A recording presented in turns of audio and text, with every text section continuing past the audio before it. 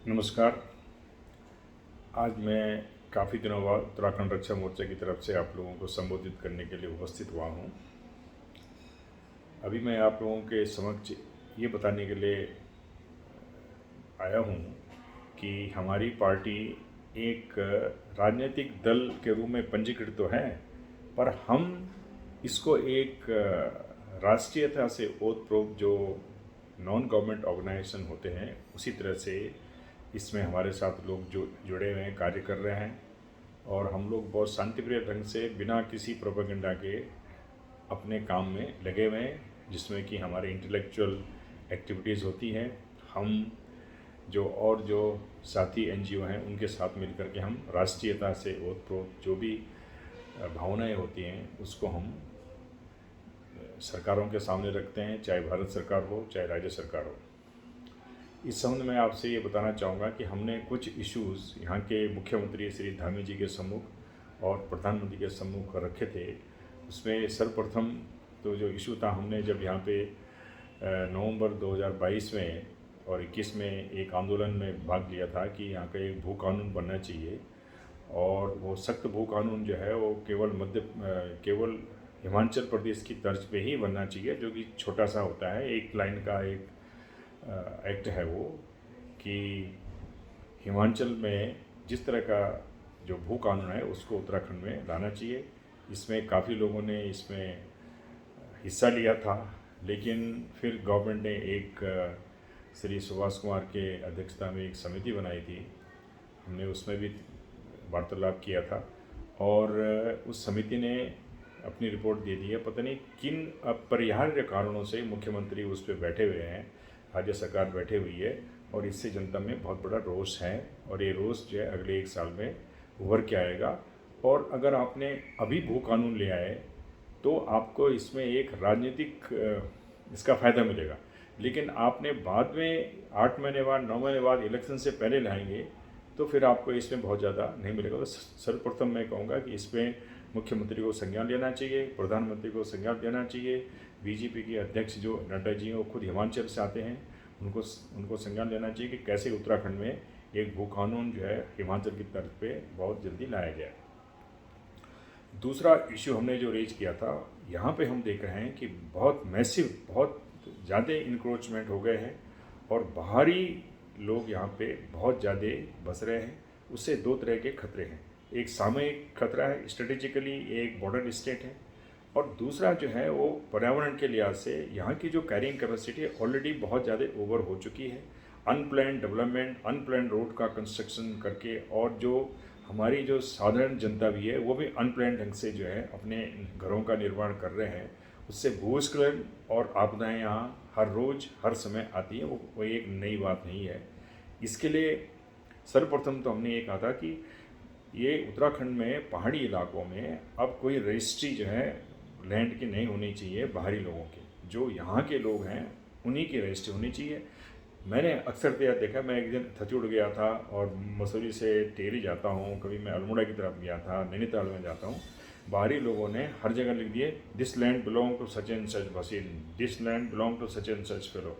तो इस तरह से लोगों को बहला फुसला करके जो ज़मीन ले रहे हैं, ले करके रखी हुई है, फिर उसको लोग प्लॉट काट के बांट रहे हैं, फिर आपदाएं आ रही हैं। इससे तो हमने मुख्यमंत्री से हमारा अनुरोध है कि सबसे प्रथम जो है रजिस्ट्री केवल स्थानीय जो इनके डोमिसाइल हैं उसी एरिया के, उसी उत्तराखंड के उन्हीं लोगों का। ठीक है, नैनीताल का आदमी जो है देहरादून में ले सकता है, देहरादून का आदमी उत्तरकाशी में ले सकता है, उत्तरकाशी का आदमी जो है पिथौरागढ़ में ले सकता है, लेकिन बाहर के जो एक प्लान ढंग से यहाँ पे आकर के बस रहे उस पर रोक लगाने की ज़रूरत है, पर्यावरण के लिहाज से और इकोलॉजिकल कंसिडरेशन के, कैरिंग कैपेसिटी के पूर्ण होने की वजह से, और हमारी सामरिक जो डिफेंस के लिहाज से देश के ये बहुत अत्यावश्यक है। ऑलरेडी पिथौरागढ़ जैसी जगहों में जो है भारी लोग जाके बस गए हैं और एक प्लान ढंग से बस रहे हैं। दूसरा इशू जो है हमने उठाया था यहाँ पे इंक्रोचमेंट का, जो फॉरेस्ट लैंड पे जो इंक्रोच बन रहे हैं, जो धार्मिक स्ट्रक्चर बन रहे हैं, उसमें एक बिल्कुल एक विशेष वर्ग के लोग जो है यहाँ बस करके अपनी आबादी बढ़ाना चाहते हैं,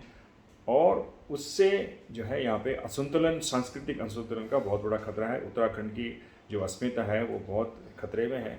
और इस संबंध में मैं ये कहना चाहूँगा कि हम लोग जो इशू रेज किया था, इसमें हमने प्रधानमंत्री और मुख्यमंत्री को भी हमने मार्च में, फिर उसका मैंने जून में चिट्ठी लिखी थी, उस पर अभी इन्होंने कोई एक्शन लेना शुरू किया है। और इनकोचमेंट में ये अब जो स्ट्रक्चर बने हैं वो हट रहे हैं। 10 लाख लोग जो रोड रिवर बेड के आसपास बसे हुए हैं, अब उनका क्या हो रहा है ये हमें पता नहीं है, पर लेकिन सरकार ने कोई इसमें इनकोचमेंट को हटाने के लिए कुछ आवश्यक कार्रवाई की है, पर वो आवश्यक कार्रवाई लगता है आजकल शिथिल पड़ गई है। मैं इस वीडियो के थ्रू फिर ये कहना चाहूँगा मुख्यमंत्री से कि इसको बढ़ाइए, क्योंकि राजनीतिक नेता यहाँ के इस तरह के काम में लिप्त रहते हैं और उसी के कारण जो है बाहर के लोग यहाँ पे आकर के बस रहे हैं। हमारी संस्कृति के लिए बहुत बड़ा कुठारघात है, और संस्कृति की रक्षा के लिए उत्तराखंड की मूलभूत जो हमारी संस्कृति है, जो हमारा अक्षुण्ण जो हमारा सामाजिक तांता वाता है, वो बिल्कुल सही रहना चाहिए, उसमें कोई कमी नहीं होनी चाहिए। और इसलिए मैं मुख्यमंत्री से अनुरोध करूंगा कि जो आपने ये संज्ञान लिया इस बात का कि हम उत्तराखंड में जो है कोई इंक्रोचमेंट नहीं करेंगे, और जो आपने सत्यापन अभी कर रहे हैं बाहरी लोगों का, उसको आगे बढ़ाइए। और इसमें उत्तराखंड के लिए एक बहुत बड़ी आपकी एक कंट्रीब्यूशन होगा, और उत्तराखंड रक्षा मोर्चा जो है आपको इस तरह में हर तरह से हम सहयोग करने को तैयार है। हम लोग साइलेंटली अपने लेवल में उत्तराखंड की रक्षा के लिए और देश की संस्कृति की रक्षा के लिए इसमें हम संलग्न हैं। दूसरा एक और इशू हमने रेज किया था वोटर लिस्ट का, कि कैसे वोटर लिस्ट जो है उत्तराखंड में श्री अनूप नौटियाल का फाउंडेशन है, सोशल डेवलपमेंट फाउंडेशन, उन्होंने चुनाव आयोग की सेकेंडरी डाटा के बेसिस पे एक रिपोर्ट निकाली है किस तरह से पंजाब और उत्तराखंड में 43% वोटर जो है बढ़ गए हैं पिछले 10 साल में, 2010 से लेकर के 2021 तक। अब आप ये देखिए, इस तरह की जब अनयूजुअल इंक्रीज है, इसमें तो सरकार को खुद ही संज्ञान लेना चाहिए, क्योंकि भारत में ये सबसे बड़ी प्रॉब्लम है। हमारी सिटीजनशिप और डेमोक्रेसी में हम इतने खुश हैं कि कोई भी आदमी बहुत इजीली यहाँ वोटर बन सकता है, और ये बात सही भी है प्रजातंत्र में, क्योंकि भारत का कोई भी आदमी कहीं पे भी जो है वोटर बन सकता है, पर वो अगर भारत का नागरिक हो। अब क्या हो रहा है कि कोई भारत के बाहर के जो देशों के लोग हैं यहाँ बहुत इजीली शरणार्थी बनकर आ जाते हैं, घुसपैठिए हो जाते हैं, और दिल्ली में बहुत ज़्यादा घुसपैठिए आ गए, उत्तराखंड में इतने घुसपैठिए आ गए हैं, और ये बहुत ईजी है, क्योंकि हमारे यहाँ जो है कोई भी डॉक्यूमेंट करना भ्रष्टाचारियों के द्वारा वो बहुत ईजिली हो जाता है।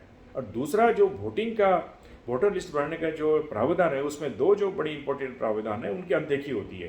पहला प्रावधान यह है कि क्या जहाँ पे आप अप्लाई कर रहे हो वोटर लिस्ट का, क्या आप वहाँ के सामान्य तौर पर वहाँ के रहने वाले हो, उसकी कोई इंक्वायरी नहीं करता, न इनका इंफ्रास्ट्रक्चर है इनके पास।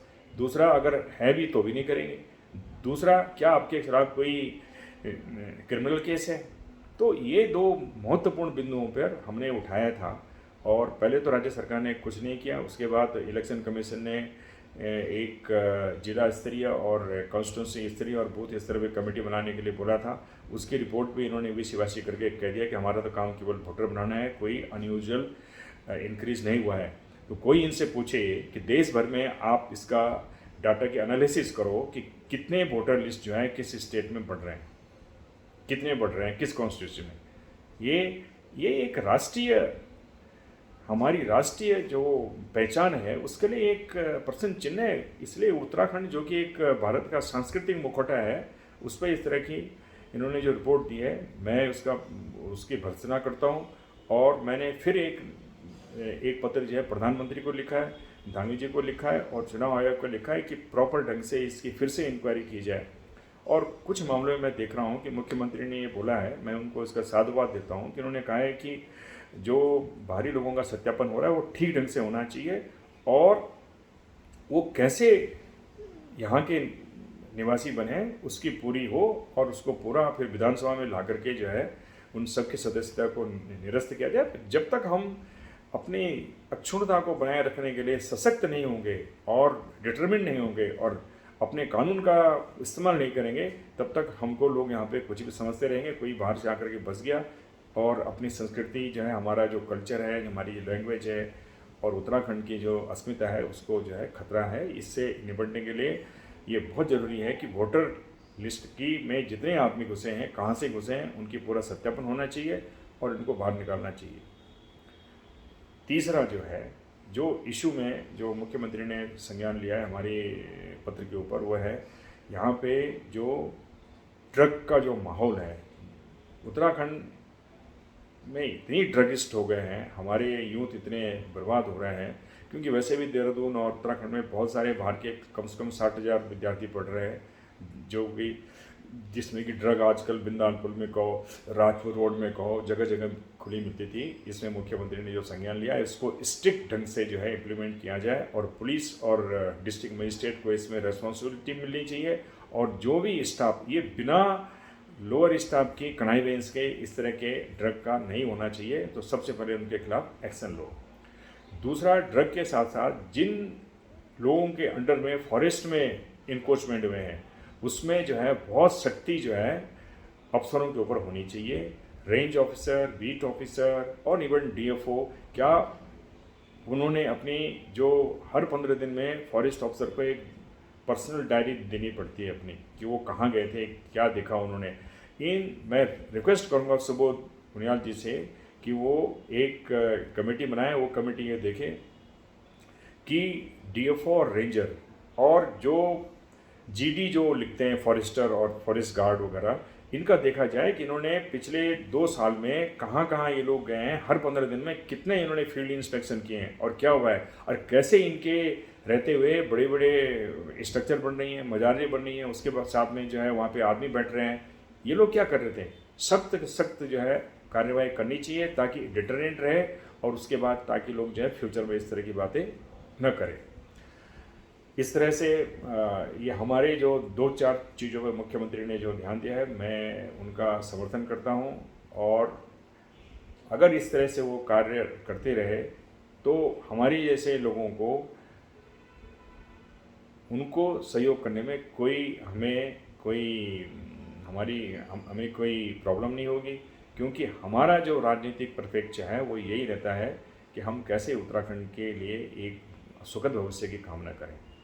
अब मैं एक और बात ये कहना चाहूँगा कि एक ट्रांसपेरेंसी ऑफ एडमिनिस्ट्रेशन में लाइए, और एडमिनिस्ट्रेशन में ब्यूरोक्रेसी पे पकड़ मजबूत कीजिए, क्योंकि ब्यूरोक्रेसी यहाँ की बहुत स्वच्छंद है, और माई बाप कल्चर यहाँ पे वो ख़त्म करना ही होगा।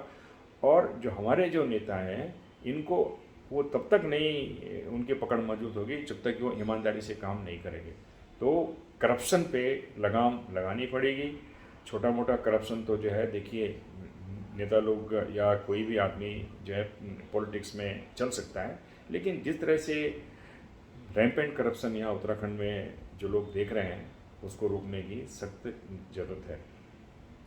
तो आज मैं इतना ही कहूँगा, और फिर किसी मुद्दे पे आपसे दोबारा बात करेंगे। नमस्कार।